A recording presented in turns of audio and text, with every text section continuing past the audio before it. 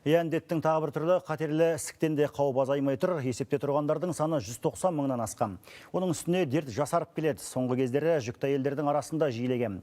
Бірақ емдеу қиын. Қазір елордадағы нейрохирургия орталығы күрделі операция арқылы науқастарға үміт сыйлай бастады.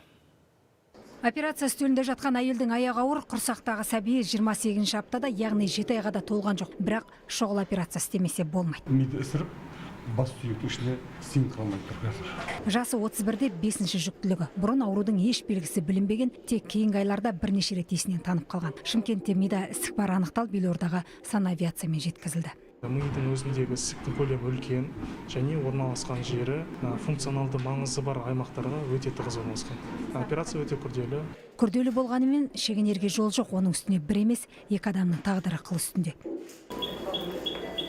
Нейрохирургтар іштегі сәбиді сақтай отырып, мидағы ісікті алып тастауға кірісті. Ана мен бала орталығынан акушер-гинеколог бригадасы шұғыл шақыртылды. Олар баланың жағдайын бақылау үшін қосымша тағы 2 аппаратты қосты. Бірінші ол кардиомониторинг КТГ арқылы, және екінші УЗИ, яғни баланың жүрегі қалыпты дұрыс жиілігі бар ма жоқ па, соны қадағалаймыз.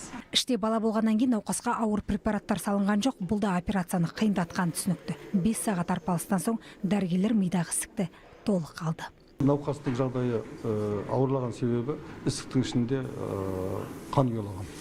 Ісік өзінің көлемі бойынша өте үлкен, қан жиналғаннан кейін.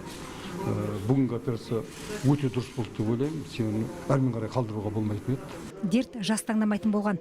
Обыр аяғы ауыр келіншектерге де көшті.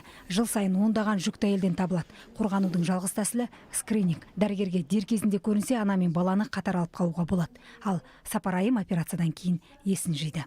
Баланы тозған сезінесіз бе? Жақсы сезінемін. Өте керемет. Ендігі міндетім осы ана мен бала орталығынан бару, босанып, қолымызға сәбиді алу. Жолдасымыз екеуміздің арманымыз о жер.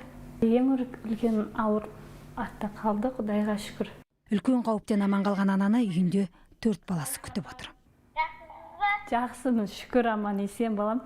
Асима Нұрбайқызы, Дәулетбек Абдрахманов, Қазақстан ұлттық телеарнасы.